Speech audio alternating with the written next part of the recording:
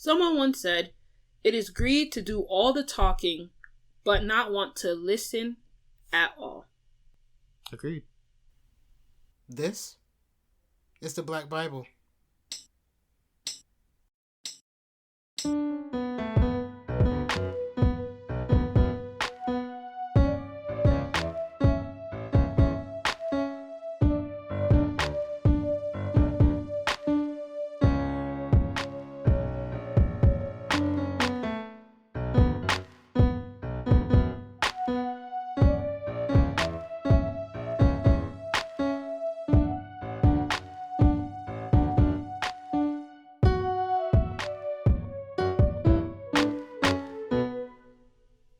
Welcome back to the Black Bible, episode 2 of season 2. All right, we are moving right ahead, and today we're talking about communication. The dreaded communication. Something that seems so easy in theory, but in practice, extremely difficult. So let me pose a question. What is communication? Because then, us talking to you, our audience, we're communicating our ideas and our thoughts to you. And if you're nodding in your car, you're communicating that you agree with our thoughts and ideas to the person who's driving next to you. Or just nodding to just say you agree. It doesn't have to necessarily be somebody with you. I mean, I do it all the time. If I'm listening to something, yeah, that was nice. And it's just me. So you're communicating to yourself. Yeah. But, I mean, I think we need to tackle what is communication. Because then it's more than speaking. Communication is also listening.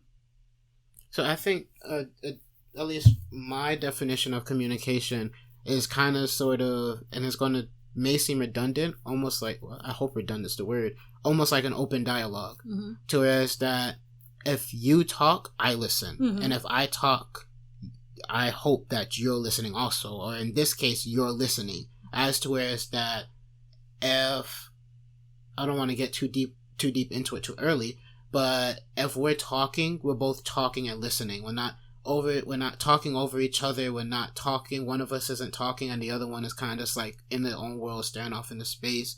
Like, it's an open dialogue to where it's that depending on our level of closeness, mm-hmm. yes, our level of closeness is going to depend on the topics we can talk about. Mm-hmm. But on the topics we can talk about, we're being open and we're being honest about how we really feel about those topics. And I think that's the key, open and honesty. You know, there's a lot of people, and I'll use premarital counseling for an example.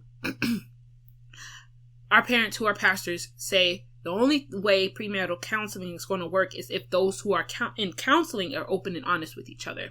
And so if you lie to each other and try to be a person who you're not, then you could do premarital counseling and you get married and then you have problems within said marriage because you weren't open and honest about who you were and what you believed and how you think marriage should go. And it works in friendships. Yeah. You need to be open and honest, and we just talked about friendships in the last episode. So if you didn't listen to the last episode, go back and listen to the first episode of season 2 of the Black Bible called Making Friends.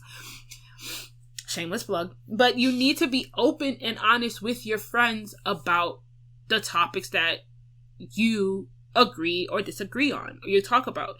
And if they are your friends, you can agree to disagree. I mean, whereas there's not a conversation about friendship, but if these people really care about you, you can agree to disagree. I think the most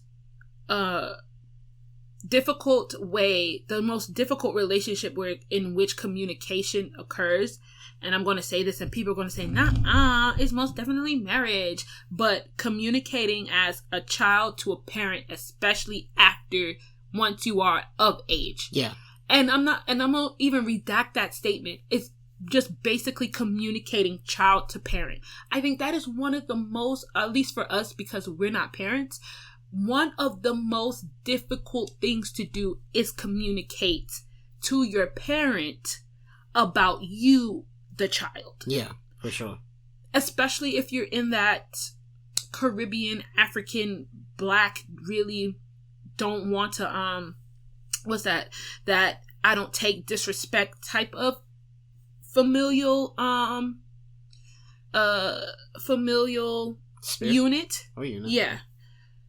You as a child, if your parents hasn't established that open communication is key to them, you as a child speaking and saying how you feel, especially as a child, I'll say for me as a child who didn't know how to really tone things properly, how to make it so that I wasn't like trying to be disrespectful, it's seen as disrespect. Yeah.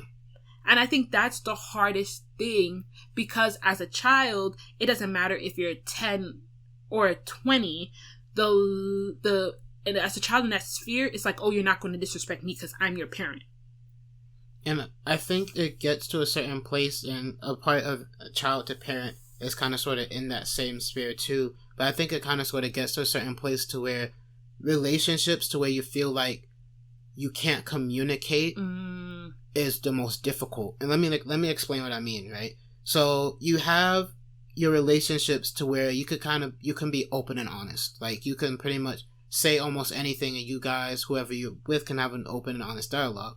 But then you have those relationships to where it's just like, if you're feeling a type of way, say they did something to you and you're feeling a type of way, you don't feel as if you can come to that person and talk, whether it be because of status, whether that be because of age, or whether that just be because it's like you've seen how this person kind of sort of handles those type of situations in the past. I mean, everybody is human. Everybody reacts to different things differently. And so it's like, if I was to come to you and say that, hey, what you said and the way you said it, we're going to touch on that later, really hurt me. And if you say, well, you're just going to have to deal with it, then anytime you say something hurtful to me, I'm not going to come and tell you, because it's like, okay, one, from that reaction alone, it tells me, okay, you don't care. And B, if for some reason that I'm forced to continue to be in this relationship, whether it be something, say it was like a relationship on your job, a boss to a supervisor, or just somebody that you have to continuously work close with, then any type of problem or grievances, I'm not going to come to you, because that reaction is going to warrant two things. Either I'm going to fight you, or I'm just going to get to a place to where it's just like, okay, I really just don't want to interact with this person at all, because every time I interact with them, they make me feel bad. They make me feel bad, for lack of a better term. They make me feel as if they're de-evaluating my emotions and my feelings and how I feel. Right. So I think relationships where it's that difficulty of communication, the way you feel as if you can't communicate, I think those relationships are the hard. And I guess can't communicate isn't the right word, but it's like you don't want to communicate is the most difficult relationships, whether it because you feel as if you can't, or you shouldn't, or you're in fear of how that person is going to react from what you say. And I guess it's kind of sort of touching a bit into like abuse, and we know that abuse is not only physical but also mental abuse and also emotional abuse. And so I don't really want to go too deep into that aspect, because that's not the scope of the conversation for today. Maybe sometime later, but that's not the scope of the conversation today. But yeah, those relationships where it's difficult to communicate are, in my opinion, are the most difficult. And I think really and truly, like, they're difficult because, like you said, with me, it was difficult for me because I had to have anger management problems. So I always want, and this is going to tie into another topic that we were going to discuss. Because of that difficulty of communicating, I always over-communicate. I always over-explain myself and say, you get it, right? You get it? Are you sure you got it? Because then I've had those issues of I've said something and it's been taken and twisted in a way that I didn't mean. And it could be because I was angry at the moment. And so when I said it, it came out as something that it was not supposed to be. I mean, again, as a person who suffered and is better at having anger management issues, the one thing I could tell a person is when you're trying to get your point across, being angry is not going to help you. Right. Especially when you're in an argument, I've learned so much that keeping a level head and either like saying, you know what, I'm not going to deal with this right now, I'm going to walk away. Or as in the movie that I was watching the other day, the boy said, I'm going to take my eyes and ears for a walk. Like, I'm just going to walk away. I'm going to walk away and come back to this when I'm at a level head, when I'm cooled down. Because if I say what I want to say right now, we going to be in problems. We're going to have issues. So walking away or just saying, you know, I don't want to talk right now. And there's a point that I'm going to bring up. Why is it when you tell people that you don't want to talk, they always want to be like, but what's wrong though? Like, I can't get it. Especially again, when it comes to from parental relationships, when I say I know myself. And so in figuring out what triggers me and trying to be better, I'd say I don't want to talk. Well, I don't want to talk about it. Well, blah, blah, blah, blah, blah. Well, we need to talk about it. How do you feel? I don't want to talk. Well, you never did that. All right, then. Yada, yada, yada, yada, yada, yada. You know what I'm saying? Like, why do people push people to talk when they don't want to? There's a whole reason why I don't want to talk. But now, since you want me to talk, here it is on the table. And then they say, oh, that's rude. And you should have never said that. And how could you And now they're hurt, but you were giving them the warning signs of, I don't want to talk. Why do people do that? And I think, and I'm not gonna pose as if I have the answer to the question, because even I myself, like, I don't know, because usually when someone tells me they don't want to talk, unless I'm pressing them because it's a pressing issue, like say as an example, like they could end up hurting themselves, but either physically, emotionally, or mentally, then I would usually press to a certain point, and if I hit that point, then I back off. Yeah. But if it's like an argument or the person says, I don't want to talk right now, then usually I give them space, because I'm like, okay, by me giving them space, they're able to calm down, decompress, and sort out their thoughts, and we could come back later. I want to preface it as that there's no shame in saying you don't want to talk at the moment, especially in an argument, and there's also no shame in walking away, just outright walking away. Like, it may seem disrespectful, but I guarantee you that the things that you would have said if you didn't walk away is going to mean a lot more disrespect than if you just walk away at that moment. I just want to kind of put that out in the atmosphere.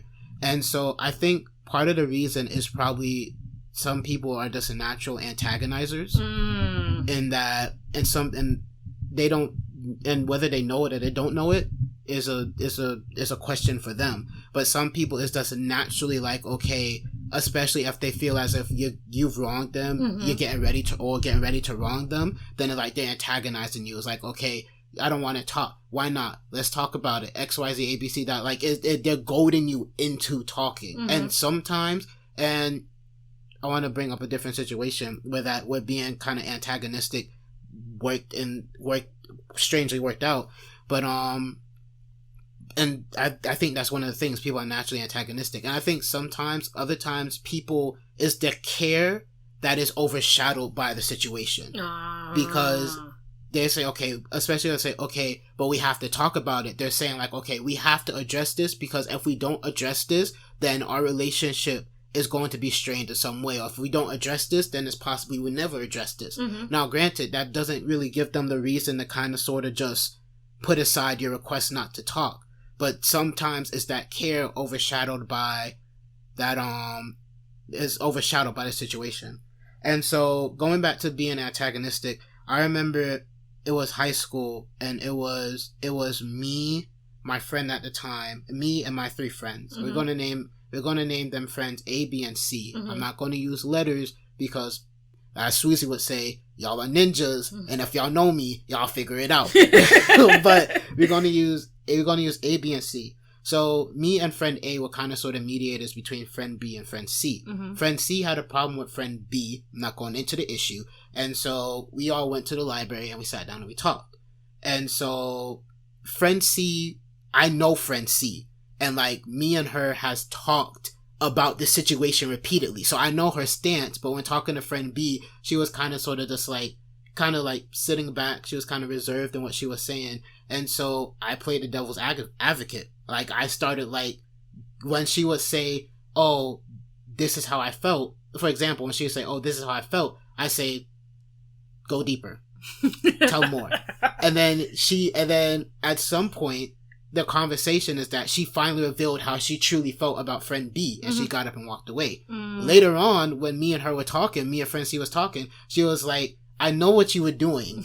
Like, you were trying to get me to talk about the real reason. And I can't remember if she thanked me or not, but she wasn't upset because she was like, it was almost the air of like, okay, if you never antagonized me, then I would have never said what I really wanted to say. Yeah. So in that situation, antagonizing surprisingly worked out well. But I don't believe antagonizing at all works out, because some people, they need that push in order to say what's on their mind. Right. And other people, the more you push them, is the more they're going to push back, which is just going to escalate the situation to the point to where you guys are saying hurtful things to each other that, in all honesty, you never really meant to say those hurtful things, but just the level of the situation, it went from like a 4 to a 7 to an 11 to a 21, and now it's like, okay, now I gotta be that person who gets the last word in, which I think it ties back into that sense of like, I believe I said it in the last season, I had anger issues, not as bad as you did, but yes, still I had anger issues, and anytime I would get an argument,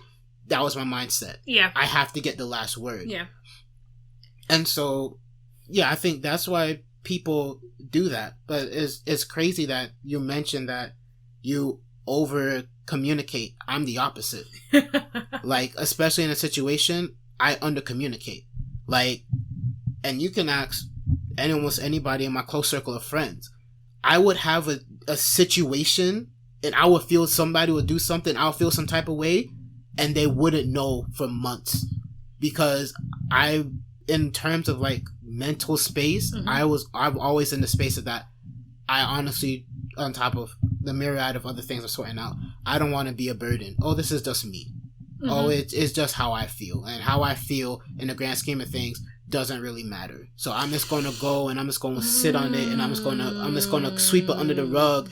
And little do you know, by the time you finish sweeping it under the rug so much times, you can't even like fit your chair on the rug because it's like a mountain. And you're just like, oh, I didn't know it got this bad. And all it takes is, if you remember those old cartoons, to where it's that you have like this tower of things and it's all shaky, and it stabilizes, and all it takes is a little leaf or a feather just to land on the top piece, and everything comes crumbling down. That's all it takes. So for me, I under communicate, and I find that A, it's not healthy, and B, sometimes you have to make known what happened in order to bring about change. Yeah. Because just sitting on it and being like, yeah, this is just me, I'm going to sweep it under the rug, that person is going to continue to do it over and over and over and over and over again. Another story, I've been talking a lot, sorry. Another story is that I had an issue with me and somebody in my close circle, in my close friend group, me and my circle of guys. And I sat on that issue for almost like a year. Almost a whole year I sat on that issue. And I just felt worse and worse. I was getting a lot more angry, a lot more cross, a lot more upset, until when a situation happened with that friend and the situation he was in, like afterwards, it was after one Sunday, and after the preacher and the word hit my heart, I pulled him aside. I was like, you know what? Like, I have this grievances with you.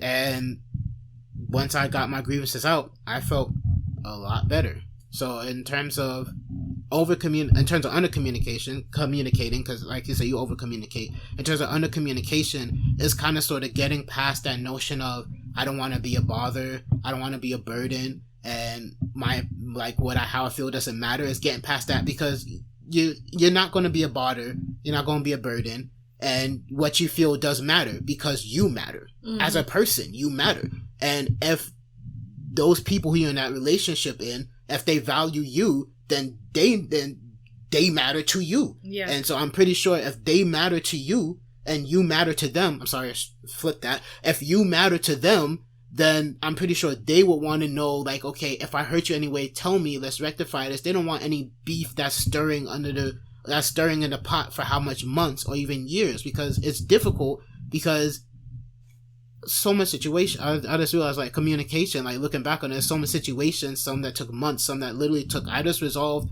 a issue that I was sitting on for 5+ years. Wow. Last week. Wow. Like 5+ years, and that's because my lack of communicating it within that time. So it's difficult, yeah, especially as a person who under communicates. It is very difficult, but at the same time, it's like, if you continue sitting on those things, it's going to pile on you to you emotionally, till eventually you're getting crushed and you can't breathe, and you're having trouble sleeping, you're having trouble eating, and it's like you don't want to communicate with any new people because you're still trying to deal with the hurt from the old people, and all this different type of stuff and things that kind of sort of swirl around your head until one day you just say enough. Yeah. Like, and you say enough, and you're like, you know what? Either you hit a point to where either you sort it out, or you go right back into the cycle until the next time you say it's enough. And every time you say it's enough, it gets harder and harder and harder to, every time you say it's enough and go back into the cycle, it gets harder to break out of that cycle, till eventually you're sitting on things that, and I hope I'm still on the topic, things that your mother did, your father did, your brother did, your friend did, people did, that one kid in high school who did, that one kid in middle school who did all those things. You're sitting on those things, and it's just like you find that all those things, because you didn't communicate and you didn't deal with the issue. That's another aspect that is attached to communication. You didn't communicate, you didn't deal with the issue. You find yourself now in your new relationships is almost as if the same pattern like the old one. So you find yourself in this infinite loop of, you get into a new relationship, it reminds you of the old one, you have troubles, you get into another relationship, it reminds you of the old one, all because you haven't dealt with the issue. And sometimes dealing with the issue stems from just communicating to that person. For me, I had sent that person an Instagram DM, and that's it. I didn't meet them face to face. I didn't write them a letter. I didn't send them an email. I didn't do anything out of the major. I wrote them an Instagram DM. And just like that, granted, I'm in the healing process now, and just like that, 5 years of hurt and holding on to things starts to evaporate because I took that step and communicated. A communication, like, because we're coming up on time, because you're just like so into it, but I didn't want to stop you because it's so crucial. And when you tell like your story about just under communicating, I wonder, and our audience could Instagram DM us, or Instagram DM us or comment.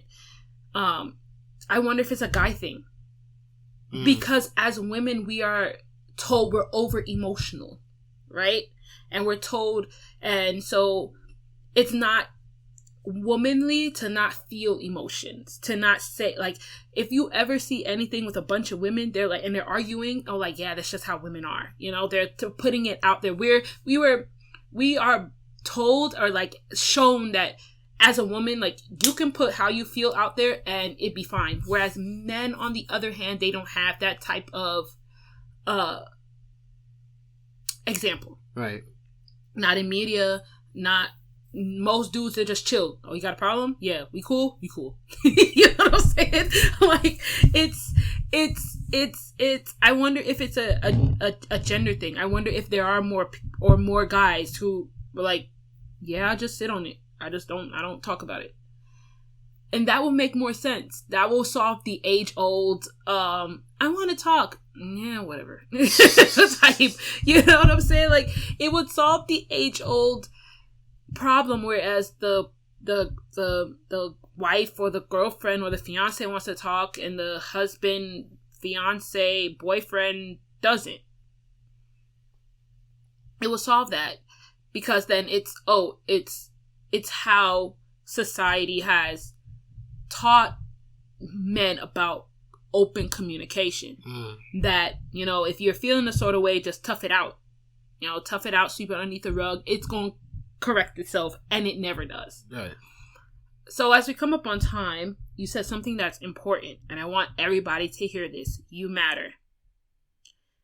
You matter. How you feel matters. You don't have to communicate how you feel in this overly dramatic way. Maybe it is just an Instagram DM. Maybe it is just a tweet. Maybe it is a text message. Maybe it is, a fortune cookie type thing.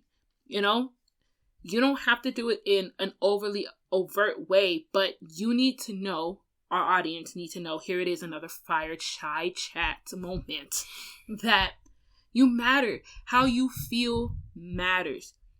And if you feel a certain way, if you need to get your grievances out there, do it. I said it in the last episode, muscle up. It's hard. Trust me. And as a person who has anger management issues and is currently winning the game, it is difficult when you're put in a situation where you can feel yourself getting angry. But do what you need to do. Walk away, take a breather, go outside, take a walk, listen to some music, decompress, and come back and deal with the issue. Yeah. Talk about how you feel. Talk about what you need. Not just how you feel, but what you need. I need you to stop gaslighting me. I need you to stop leaving the toilet seat up. I need you to restock the toilet paper when you use the last one. I need you to cook dinner twice a week. I need that from you. Communicate what you need. Communicate how you feel. And if they value you, you guys can come to a compromise, an agreement. They would see that them doing this, you communicating what you need, is not to belittle them or to hurt them or to make them feel like less of a person. You're not bothering them. No, you're a human being with wants and needs, and you need this from them. You're communicating how you feel from them, and they should value that and do either, like we said, compromise in order to give you what you need from them as a person. But caveat, if they don't, then ayo, you got to do what you got to do. Either cut them off, keep them off at the hand distance, divorce, whatever you got to do. I'm not advocating for divorce. I'd rather you work it out. But hey, yo, if it comes to a point where they're not willing to meet you halfway after you've done communicated what you need, and I'm talking about from to your parent, and it's hard. Trust me, it's hard when you're, as a child, are communicating what you need, especially I think it's harder, especially when you're coming from our type of environment in your 20s, because you're not 18, you're not 19, you're not 6, you're 20, you're 26, about to move out. I can't have you over my shoulder all the time. I cannot have you washing my underwear. I can't have you, and it's hard because you're still their child, but you need to communicate what you need. Communicate that there needs to be boundaries. And if I can't have you crossing my boundaries. I love you so much, but you crossing these boundaries is going to set me off. Communicate that. Communicate what you need. Communicate what you need from them and hopefully they'll communicate what they need from you. Make it open and make it honest. And lastly, I'll say this.